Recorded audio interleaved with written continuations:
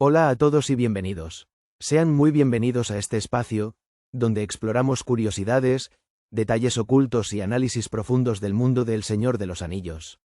El vídeo de hoy es un análisis de estilo documental centrado en uno de los personajes más misteriosos de Tolkien, Radagast el Pardo, el mago que estuvo presente durante la Guerra del Anillo, y luego desapareció silenciosamente de la historia. Este vídeo se presenta como un documental analítico, examinando en profundidad los textos, las cartas y la mitología de Tolkien. Para evitar cualquier problema de derechos de autor, todas las imágenes que se muestran en este vídeo fueron generadas mediante inteligencia artificial. Debido a ello, puede haber pequeñas inconsistencias visuales entre lo que se ve en pantalla y lo que se narra, pero se hizo todo lo posible por mantener la fidelidad al mundo de Tolkien. En este análisis exploraremos a Radagast el Pardo, su relación con Gandalf el Gris y Saruman el Blanco, su papel durante los primeros días de la Guerra del Anillo y las razones más profundas por las que Tolkien decidió apartarlo de la narrativa central. Comencemos este viaje hacia una de las figuras más silenciosas y, a la vez, más incomprendidas de la Tierra Media. Cuando estalló la Guerra del Anillo, Radagast el Pardo aún estaba presente en la Tierra Media y se movía activamente dentro de los acontecimientos. Tuvo contacto directo con Gandalf el Gris y Saruman el Blanco poco antes de que el caos se desatara por completo. Sin embargo, cuando el mundo más necesitaba aliados poderosos para enfrentarse a Sauron, Radagast desapareció silenciosamente de la narrativa principal. Esta ausencia planteó muchas preguntas que Tolkien nunca respondió de manera directa en los libros principales. ¿Qué fue lo que realmente le ocurrió? ¿Huyó por miedo? ¿Pereció sin que nadie lo notara? ¿O su fracaso fue algo mucho más sutil que la traición abierta de Saruman? Para comprender esto, es importante separar las adaptaciones cinematográficas del canon de Tolkien. Aunque algunos espectadores recuerdan con cariño añadidos imaginativos como el trineo de Radagast tirado por conejos, esos elementos nunca existieron en los libros. Aún así, destacan cuán profundamente resuena el personaje, incluso cuando es ampliado más allá del material original. En el canon, el nombre original de Radagast era Iwendil, que significa amante de las aves. Era un maya al servicio de Yavanna, la reina de la tierra, y su presencia entre los Istari no fue casual. Saruman, cuyo nombre original era Curumo, fue elegido por Aule para liderar la orden, pero Yavanna insistió en que Radagast lo acompañara. Saruman nunca aceptó este arreglo, lo que ayuda a explicar su desprecio hacia Radagast más adelante. La última acción claramente registrada de Radagast durante la Guerra del Anillo tuvo lugar en el verano del año 3018, cuando se reunió con Gandalf cerca de Bree. Advirtió a Gandalf que los Nazgûl habían cruzado el río y estaban buscando la comarca. Sin esta advertencia, Gandalf podría haber sido tomado completamente desprevenido. Sin embargo, en su inocencia, Radagast también transmitió el mensaje de Saruman, invitando a Gandalf a Isengard. Sin ser consciente de la traición de Saruman, Radagast envió involuntariamente a Gandalf a una trampa en Orthanc. Sin embargo, de manera paradójica, Radagast también se convirtió en la clave para la huida de Gandalf. A petición de este, envió mensajes a través de aves y bestias, manteniéndose fiel a su promesa. Fue gracias a este acto que Waihir, el señor de las águilas, llegó y rescató a Gandalf de la cima de la torre. Incluso en su papel limitado, Radagast demostró ser silenciosamente vital en los albores de la guerra. Tras las preguntas iniciales sobre la desaparición de Radagast, es importante comprender quién fue realmente dentro del Legendarium de Tolkien. El nombre original de Radagast era Iwendil, un espíritu maya enviado a la Tierra Media en forma física. Su nombre refleja su naturaleza, con un significado cercano a amante de las aves, y esto ya anticipa el camino que finalmente elegiría. A diferencia de Gandalf, quien estaba estrechamente vinculado a los hombres y a los elfos, Radagast servía a Yavanna, la reina de la tierra, la Vala que amaba a todos los seres vivos y en crecimiento. Hay un detalle crucial que a menudo se pasa por alto: Radagast no llegó a la Tierra Media por casualidad. Saruman, conocido en Occidente como Curumo, fue elegido por Aule para liderar a los Istari, pero Yavanna insistió en que Radagast lo acompañara. Ella temía que los bosques y las criaturas de la Tierra Media sufrieran enormemente durante la lucha venidera, y quería que alguien dedicado a la propia naturaleza estuviera presente.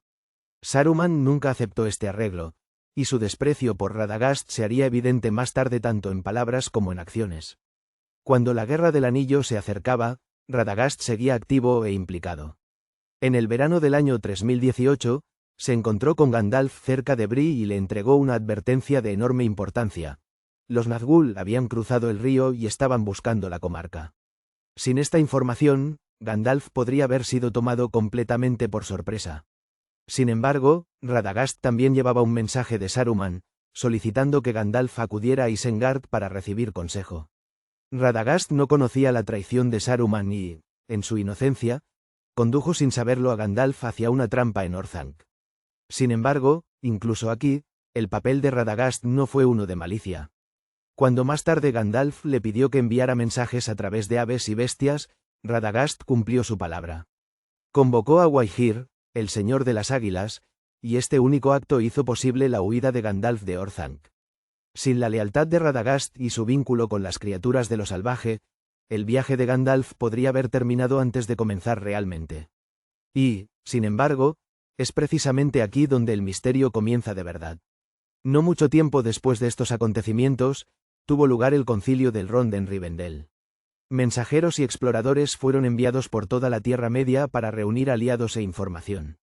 Entre ellos hubo emisarios que viajaron a Rosgobel, la morada de Radagast cerca de las fronteras del Bosque Negro. Lo que encontraron fue inesperado.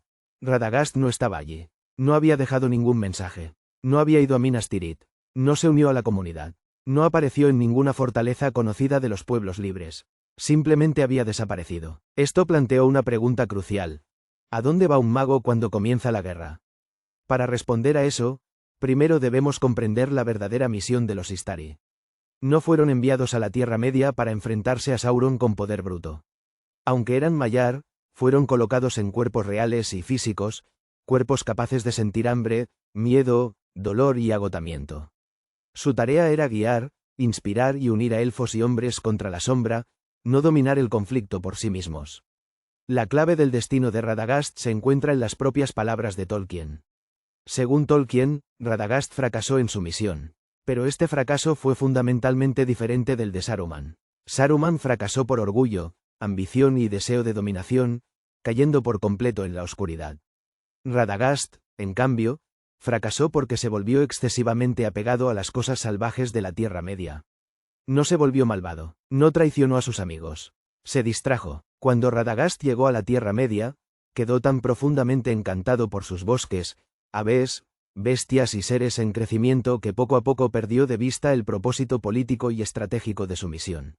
Mientras Sauron amenazaba con esclavizar a los pueblos libres, Radagast centró su atención en proteger los árboles, los animales y los lugares intactos. Esto explica por qué no estuvo presente cuando la guerra alcanzó su punto más alto.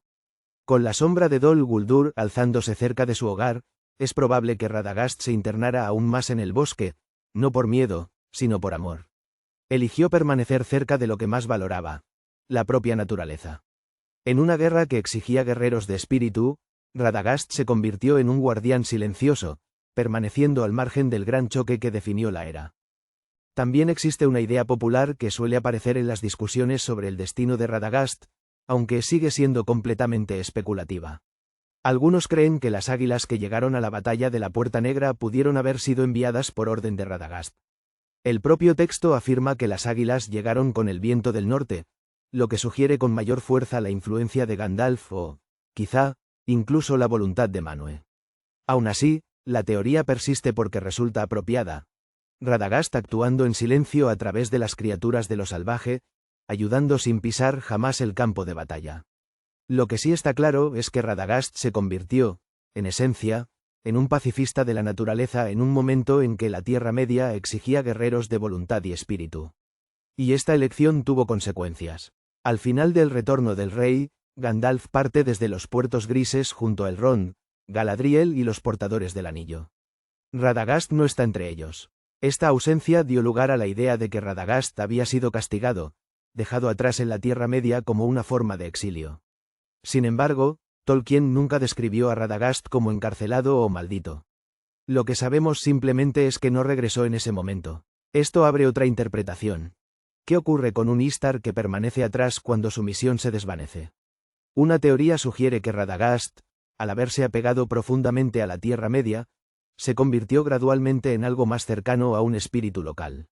No que su cuerpo desapareciera ni que se transformara en un árbol, sino que su identidad como emisario de los Valar se fue disolviendo lentamente.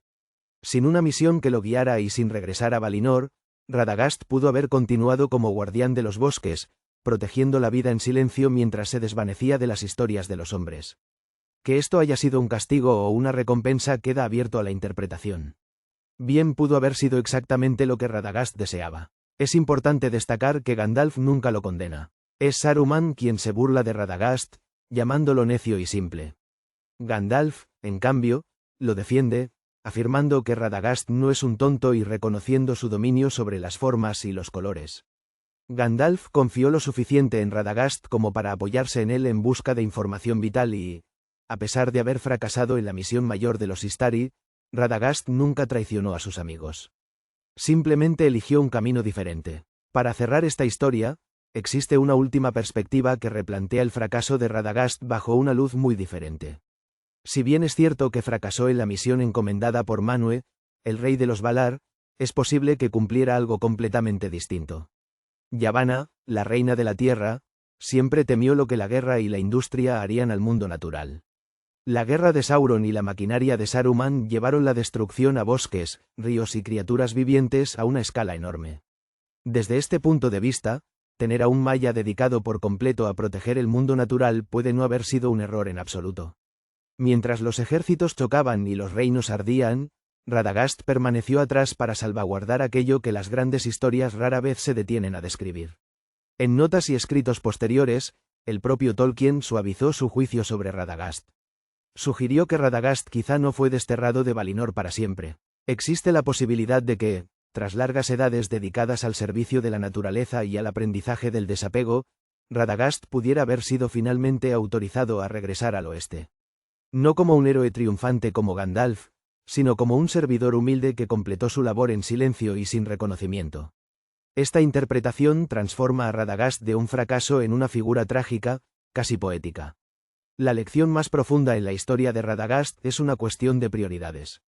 La Tierra Media necesitaba ser salvada de Sauron antes que nada. Sin la derrota de Sauron, ningún bosque, ave o bestia habría estado jamás verdaderamente a salvo. Radagast, en su compasión, intentó salvar el jardín mientras la casa estaba en llamas. Sus intenciones eran puras, pero su momento fue equivocado. Al final, Radagast el Pardo no es ni un traidor ni un cobarde. Es un personaje que se perdió en la belleza del mundo. No desapareció por un vacío argumental ni por una escritura descuidada. Desapareció porque la narrativa de Tolkien sigue la lucha de los pueblos libres, y Radagast eligió apartarse de esa lucha para proteger las cosas silenciosas y vivientes que la historia a menudo olvida. Y ahora, la pregunta permanece abierta. ¿Debería haberse permitido a Radagast regresar a Valinor junto a Gandalf? ¿O fue correcto que solo Gandalf partiera al final de la Tercera Edad? La respuesta depende de cómo se entiendan el deber, el amor y el sacrificio en el mundo de Tolkien.